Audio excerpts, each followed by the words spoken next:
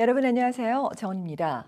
우리가 살면서 가장 큰 규모의 목돈이 오고 가는 경우 중에 대부분은 바로 이 부동산 거래할 때가 아닌가 싶은데요. 거주용이든 상업용이든 부동산을 매매하려는 분들이 가볍게 생각하고 넘어가서 실수하기 쉬운 상식들에 대해서 오늘도 역시 부동산 전문가 마이클 박 중개인을 모시고 꼼꼼하게 살펴보도록 하겠습니다. 안녕하세요. 안녕하세요. 네. 제가 오프닝에도 말씀을 드렸는데요.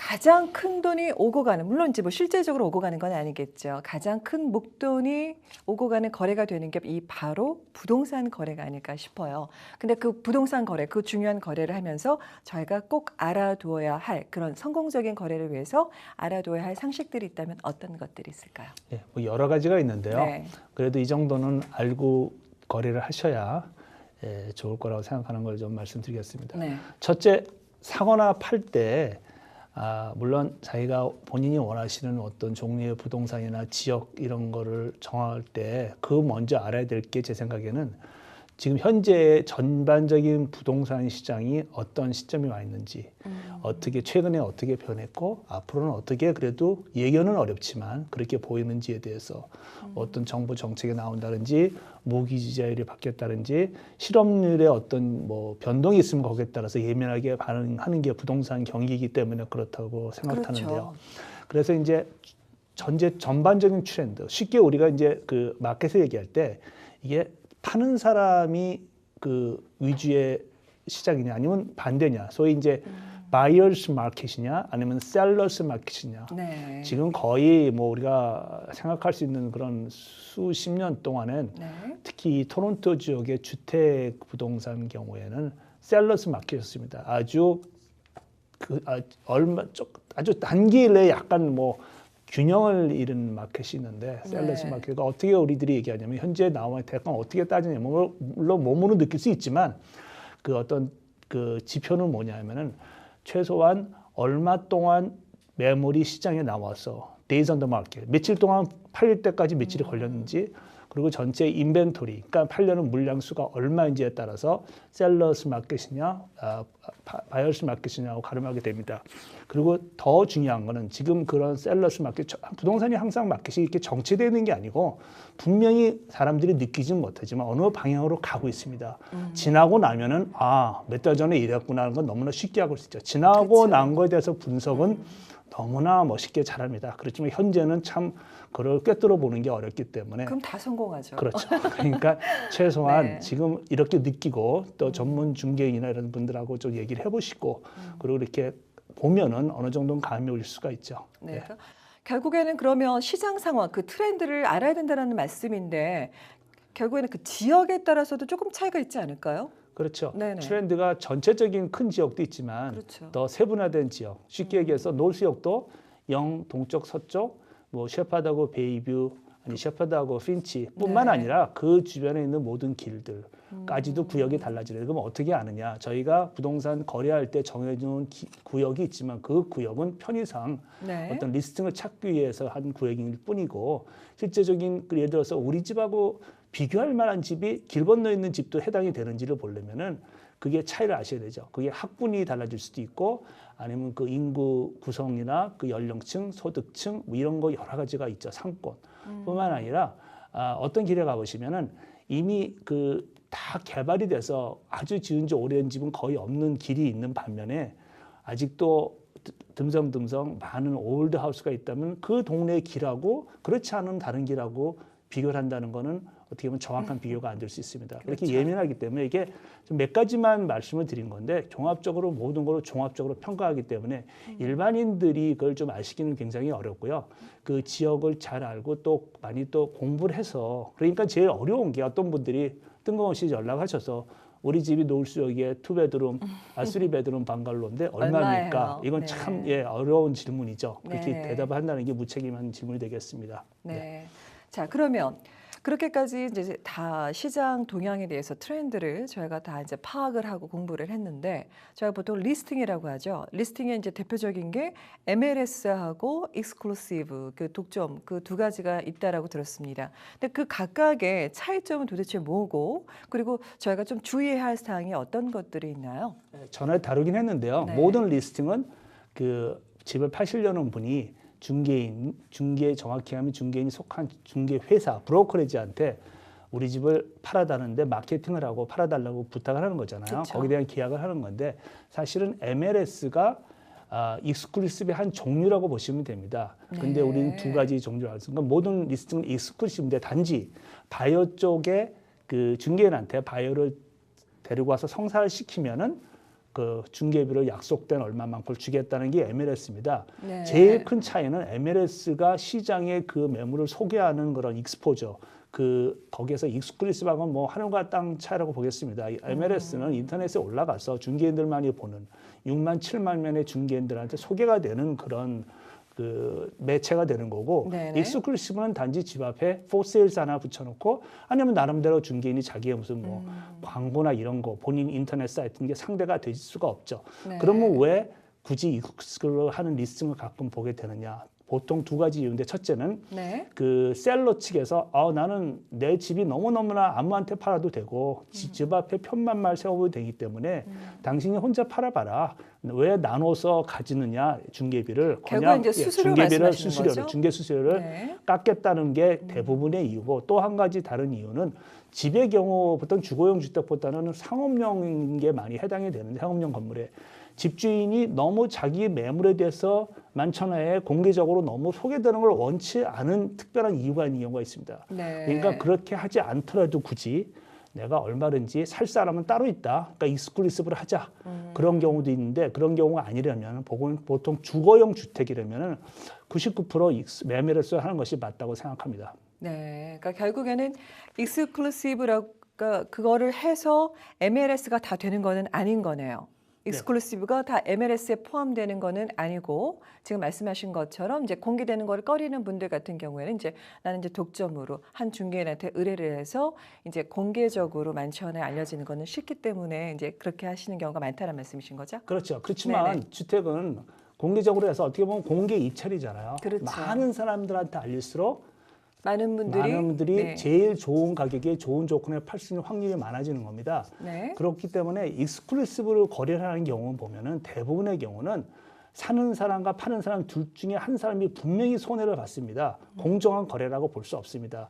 그렇기 때문에 모기지를 주는 은행조차도 그 팔린 가격에 대해서 믿음이 안 가죠. 그러니까 네. 굉장히 그 감정을 하는데 더 신경을 씁니다. 보통 MLS에서 팔게 되면은 좀 시장 가격보다 높은 가격에 팔렸다라고 은행이 생각하더라도 이미 MLS 나와서 며칠 동안 여러 사람이 봤고 공개됐고 그 중에서 제일 좋은 가격에 팔았기 때문에 어느 정도 인정을 해주지만 네. 익스클루시브는 그럴 수 없다는 것도 또 익스클루시브 팔면 나중에 클로징 할 때 뭐 모기지가 나오지 않았다 뭐 이런 경우도 간혹 보게 됩니다. 네. 그러니까 익스클루시브는 파시는 분 입장에서는 피하시는 게 좋고, 또 사는 사람 입장에서는 잘하면 또 어떻게 보면 시세보다도 좀 싸게 저렴하게. 사거나 아니면 또 거꾸로 반대로 또 시세보다 많이 주실 수도 있습니다. 공개적으로 그럼 왜 그런 거죠? 경쟁이 없었기 때문에 네. 경쟁이 있는 것 중에서 할 게 아니기 때문에 되겠습니다. 네. 네. 자, 그럼 이번에 좀 계약금 부분에 대해서 좀 다뤄볼까 해요. 사실 지난번에도 몇 번 말씀을 해주셨었는데 부동산 거래 시에 계약금 없이도 성사가 가능하다는 말씀을 하셨어요. 네. 거래는 그 sign under seal 하면은 무슨 말이냐면요. 그 계약할 때 그 계약서에 보시면은 사인하는 부분에 그 까만 이렇게 동그란 점이 있는데 과거에는 그게 빨간 스티커로 옛날에 그랬어요. 한 20년 전에는 스티커 붙이고 사인했는데 그게 뭐냐면은 내가 사인한 사람이 어떤 그 나다 본인이라는 거를 어떻게 보면 서명, 선서 같은 거 네네네네. 입장이기 때문에 그것만 있으면 네. 사실은 계약금이 없이도 되는데 그렇지만 그거는 현실적으로는 굉장히 이제 그렇게 이루어지는 경우가 거의 없고요. 어떤 계약을 하려면 그 기본적으로 계약법이 내가 어떤 거를 이행하겠다. 파는 사람은 당신한테 그 계약을 함으로써 돈을 받고 정해진 날에 그 소유권을 넘기겠다는 걸 약속을 하는 거에 대한 거기 하기 때문에 그거는 컨시더레이션, 다시 말해서 계약을 사인한다는 것 자체가 계약금 없이도 될 수 있지만 현실적으로는 계약금이 없이는 계약이 될 수가 없죠. 네, 알겠습니다. 그러면 사실은 계약금이라는 것도 뭐 액수부터 시작해서 그 과정 되게 복잡하잖아요. 다 경우 수가 다르다고 생각을 하는데 좀 주의해야 할 점이 있다면 어떤 게 있을까요? 예를 들어서 말씀드릴게요. 보통 계약금이 통례적으로 매매 액수의 5%가 적정선이라고 하는데 네. 정해진 건 없습니다. 그게 현재 시장이 바이오 쪽 바이어 마켓이라면은 계약금 적게도 셀러가 그 계약을 받을 거고 굉장히 핫한 마켓인데 이게 지금 굉장히 비싼 가격에 팔았었는데 클로징까지 과연 이행이 될지 요즘같이 모기지 나오기가 어려울 때는 이 사람이 과연 나중에 혹시라도 모기지가 안 나와서 계약을 파기될 때는 계약금을 파는 사람 입장에서는 최대한도로 많이 받아야 되고 그렇죠. 그렇죠? 클로징도 바이오 쪽에서는 4달을 원해요. 무슨 이유 때문에 4달 후 계약하고 그렇지만 셀러 측의 셀러 마켓이라면 하루라도 4달은 빨리 안 되겠다. 해야죠. 한 달, 2달을 하지만 아니면 당신하고 계약 안 하겠다. 이런 것까지 생각을 하셔야 되겠죠. 그러니까 계약금은 역시 클로징 데이 기간하고도 중요하고 현재 시장이 누구 쪽이냐, 어느 쪽을 그 바이어냐, 셀러 쪽의 시장에 따라 가지고 계약금에 대한 다른 게 달라지죠. 복수 오파 지난번에 말씀드렸다시피 여러 장의 경험할 때는 최대한도로 많은 계약금을 지불하고 그것도 계약 그 오퍼 갈 때 그냥 보통 그 레귤러 체크가 아니고 머니오더로 네네. 아예 저기 계약서 오퍼에 스테이플로 꽝 찍어가지고 예, 가가지고 가야 경쟁력이 있습니다. 가격이 비슷할 때는 제가 그렇죠. 바이어 쪽 셀러 쪽 입장이라면은 계약금 높은 사람, 클로징 짧은 사람일수록 받습니다. 왜냐하면 그렇죠, 상식적으로도. 시장의 가격이 급변하고 이렇게 변동이 심할수록 네. 계약금에 대해서의 그 어떤 의미가 어떤 건지를 바이오 쪽 입장과 셀러 측 입장에서 잘 이해를 하셔야 되겠습니다. 네. 그리고 계약금은 많은 분들이 잘못 알고 있는 게 계약을 했다가 계약금만 내가 포기하면 계약을 파기할 수 있다 아닙니다.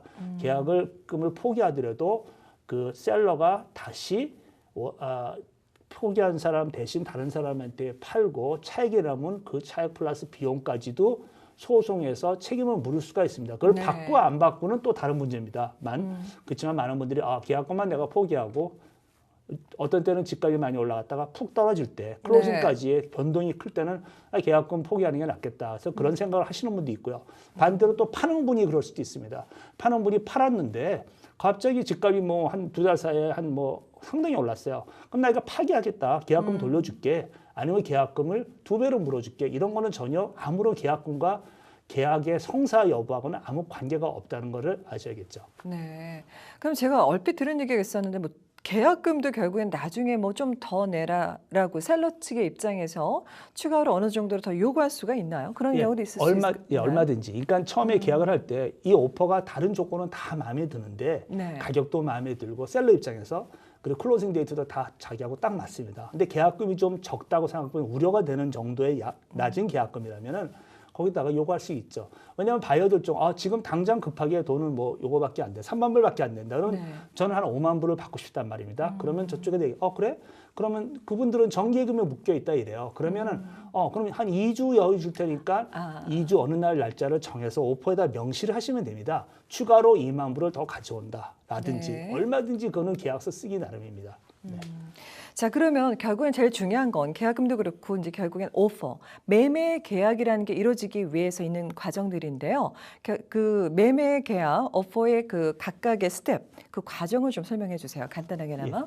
우리들이 흔히 이제 오퍼 그러는데 이제 offer to purchase죠. 정식 네. 명칭은 agreement to purchase and sale, APS로 나누는데 처음에 어떤 이제 집을 부동산을 사겠다고 바이어 쪽에서 작성을 해서 가격, 클로징 데이, 조건 등등을 다 포함한 걸 제출하잖아요. 네. 그러면 그걸 갖고 서로 간에 처음에 오퍼는 거를 그대로 바이어가 수용할 수도 있고 아니면 이제 서로 주고받고 하면서 카운터 네네. 오퍼 해서 그 날짜가 있어요. 그러니까 날짜보다는 시간이 있죠. 오퍼의 유효 기간을 아셔야 돼요. 지금 오퍼가 내가 줬는데 이 오퍼가 오늘 밤 11시 59분이라든지 내일 2시까지만 유효하고 한 글자는 한 획이라도 바뀌거나 아니면은 시간이 지나가면 오퍼는 자연적으로 무효가 되는 거를 아셔야 됩니다. 그래서 중개하고 계약을 하실 때 이 오퍼가 언제까지 유효한 겁니까? 라는 것도 알고 계셔야 되겠습니다. 네. 그래서 어떤 때는 오퍼 시간이 넘어간 다음에 저쪽에서 카운터 오퍼가 올 수 있는데 사실은 그 엄밀하게 얘기하면 무효입니다.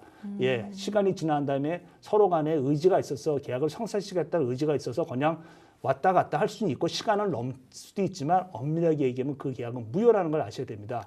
예, 네. 내일 3시까지인데 4시에 왔습니다. 저쪽에서 가격이. 그래서 우리가 억셉트를 했어요. 4시 왔는데 가격이 좋아. 하지만 사실 나중에 가서 3시가 아니고 4시에 돌아왔다는 게 증명할 수 있으면 계약을 무효할 수도 있기 때문에 굉장히 그 시간, 오퍼의 유효기간, 소위 우리가 irrevocable time이라고 하는데 그러니까 바꿀 수 없는 그 시간을 대해서 이해를 하시는 게 중요하고요. 네. 이제 그 다음에 서로 이제 exchange of consideration. 아까 좀 앞서서 말씀드렸다시피 계약을 할 때 그 계약금 없이도 계약이 되잖아요. 네. 근데 계약이 없이 하는 건 현실적으로는 거의 없는 그렇죠. 케이스고요. 거의 뭐 요즘 같은 약속 경우에. 이행에 대한 그 디파짓을 받는 건데 그걸 서로 교환하는 건데 그 다음에 이제 서로 간에 계약자끼리 합의를 하죠. 몇 번에 이제 내고를 하거나 해가지고 가격이나 다른 조건들, 클로징 데이 등등을 다 합의를 하게 되면 이제 계약이 되는 건데 대부분의 요즘 같은 경우는 뭐 어떤 계약을 해지할 수 있는 조건, 소위 컨디션이 없이 그냥 펌 오퍼가 들어갑니다. 네. 근데 조건이 있을 때는 파기할 수 있지만 그렇지 않고 그냥 이제 서로 간에 합의가 되고 완전히 서로 간에 억셉트된 그 계약서를 서로 주고받으면 카피를 한 번씩 받게 되면 이제 확실히 소위 이제 그 해약할 수 없는 바인딩 컨트랙이 되는 것이죠. 네. 그게 됐을 경우에는 바이어든 셀러든 구분 없이 클로징 데이트까지는 그 약속을 이행해야 되는 거고 물론 서로 어떤 합의가 있으면은 계약을 한 후에도 얼마든지 바꿀 수가 있습니다. 네. 모든 거는 서면으로 돼야겠죠. 근데 계약이 확정된 다음에 얼마 있다가 서로 간에 뭐 합의가 해주면 되는 거고 어떤 거 요구했을 때 거기에 대한 대가를 또 요구해서 거기에 대한 상응의 그 가격을 또 어떤 그 지불을 하면은 네. 돈을 지불하면 할 수도 있기 때문에 여러 가지 케이스는 그 다음에 발전할 수가 있는데 한번 서로 간에 억셉트된 오퍼는 불변이죠. 단 한 글자나 아무것도 바꿀 수가 없는 완벽한 바인딩 컨트랙이 되는 것입니다. 네. 그러면 결국에는 이제 약속을 이행해야 된다라고 말씀을 하셨는데 클로징 그 날이 되어서 아니면 임박해서 그거를 이행하지 못할 상황이 되면은 그때는 어떻게 되는 건가요? 계약 자체가 파기가 되는 그때는 건가요? 이제 저희 같은 사람 부르시지 말고 변호사하고 얘기하셔야 됩니다.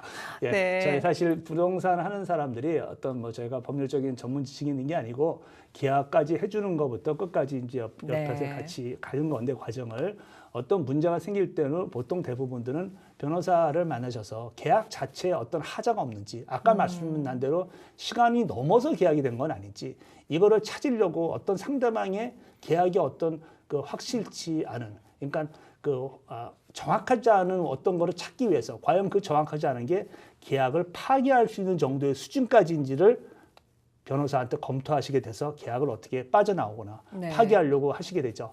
근데 그게 만약에 클로징이 안 됐는데 과연 그게 누가 확실하게 그 계약을 파기했고 확실하게 그 100% 승자가 되느냐는 또 소송이 걸리면 또 다르기 때문에 상당히 이제 복잡한 얘기가 되죠. 네. 대부분의 우리 이제 그 부동산을 거래하시는 변호사님들은 그 관계에 대해서는 손을 안 댑니다. 계약을 하고 순조롭게 되는 클로징까지만 하시고 그 다음에 이제 그 서로 간에 어떤 법정 소송으로까지 전개가 되면은 그때는 전문으로 이제 소송하는 변호사를 찾으시게 되는 거고 그렇게 되면 계약하는 과정에서 중개인이 무슨 말을 했으며 언제 무슨 사인을 했고 그 시간 이런 걸 다 따져보고 구절 그 문구 안에 그 계약서에 있는 오퍼 안에 모든 문구를 하나하나 따져봐서 어디 뭐 사인이나 이니셜이 빠진 게 있나 등등을 찾아보게 되기 때문에 서로 간에 상당히 이제 힘든 과정이 되는 거죠. 네. 요즘은 과거에는 최근까지 이제 팩스로 과거에는 많이 했고요. 서류를 주고받을 때 이제 흔하게 이메일로 이제 스캔 떠가지고 복사해서 보내는데 요즘 이제 전자 사인이 생겨가지고 네. 전자 사인을 하게 되면서 이제 더큐 사인이라는 게 하는데 그 인터넷상으로 그냥 서류를 주고받는데 그게 어떻게 보면은 더 확실하게 언제 누가 무슨 사인한 거에 대해서 나중에 찾아갈 때 그 트레이스 사이가 굉장히 더 확실해졌기 때문에 굉장히 어떤 그 서로 주고받던 시간 이런 게 정확하게 나오게 됩니다. 네. 사실 요즘같이 부동산 거래가 매매가 활발한 때에는 오늘 말씀해 주신 그런 모든 정보들이 뭐 이미 예전에 다뤘던 내용들이 뭐 중복되는 내용들이 없지 않지만 꼭 주의하셔야 될 부분들을 한 번씩 다 짚어주셨기 때문에 많은 분들한테 도움이 되지 않았을까 싶습니다. 오늘 말씀 감사합니다. 네, 감사합니다. 보기만 해도 기분 좋은 아름다운 꽃 한 송이를 키우기 위해선 시간을 내어 물을 주고 또 다듬어주고 잡초를 뽑아주고 또 수없이 바라봐 주어야 합니다. 세상 모든 것이 사랑과 노력 없이는 거저 주어지지 않는 법인데요. 오늘 하루도 후회 없이 사는 여러분이 되시기 바라면서 저는 여기서 인사드리겠습니다. 시청해주신 여러분 고맙습니다. 본 프로그램은 메이크업 협찬 미라전, 헤어 협찬 김은한 헤어살롱 제공입니다.